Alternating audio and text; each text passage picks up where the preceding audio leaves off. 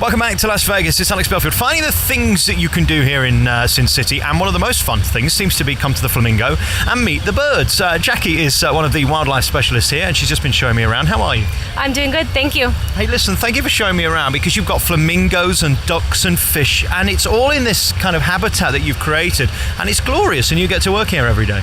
Yes, it's wonderful. Our habitat is about 6 acres. We have about 80 birds in our collection, 300 fish, and 30 freshwater turtles. So we also get a lot of freeloading birds that fly in. So of course, there's well over 80 birds here, but it's a great habitat.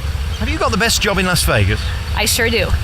I suppose it's nice because you're outdoors all day, which is a blessing and a curse at the same time. This time of year, it's perfect. Probably, 70 or 80 today. Give it a few weeks, it'll be over 100. Yes. Is that stifling? Once we get used to it, it's not that bad, but I love working outside, so it does get very hot. It does take conditioning, but it's hot. What about the birds themselves? I mean, the flamingos are there. They're Chilean, I understand. Yesterday it was cold, maybe 60 and rainy. Tomorrow it's going to be over 100. So how do they deal with the difference in temperature? Chileans are a very hardy species. This is why we have them here. They can actually withstand extremely hot and cold temperatures, down to minus 10 to 20 below zero, and they love the heat. But we do heat and cool Flamingo Island for them. We like to try to spoil all of our animals. They should be spoiled. They do live at the fabulous Flamingo in Las Vegas.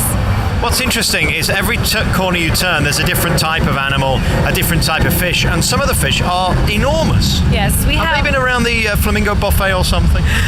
They do live right in front of the buffet, but they don't get handouts. But some of the fish we have, they can actually get very big, especially the grass carp. Some of them are over 50 pounds.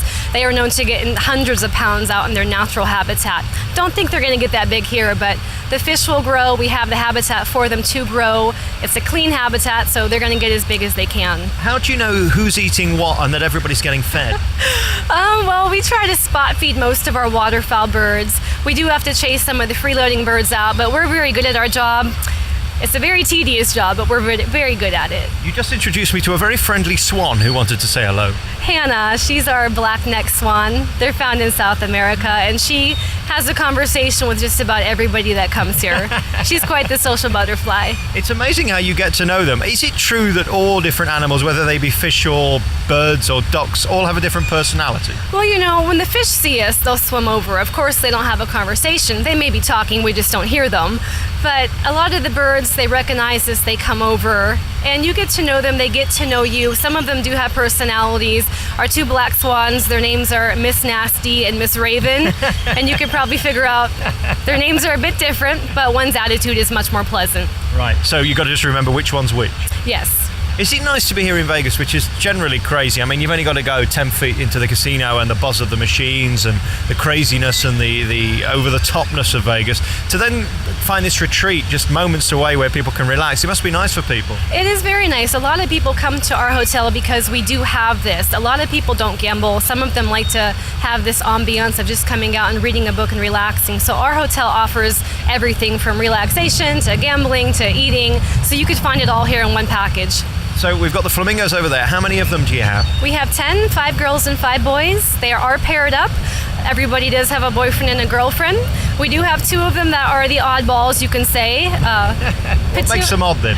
Petunia and her boyfriend Bubblicious do not like each other. I wish I was called Bubblicious. Very nice. So usually they try to find somebody else's mate to steal, but they're the odd pair. Well, there's always 2 in every family, aren't there? Yes, there is. So what do they do all day then? Do they just stand around looking delicious and gorgeous? Yes, they do.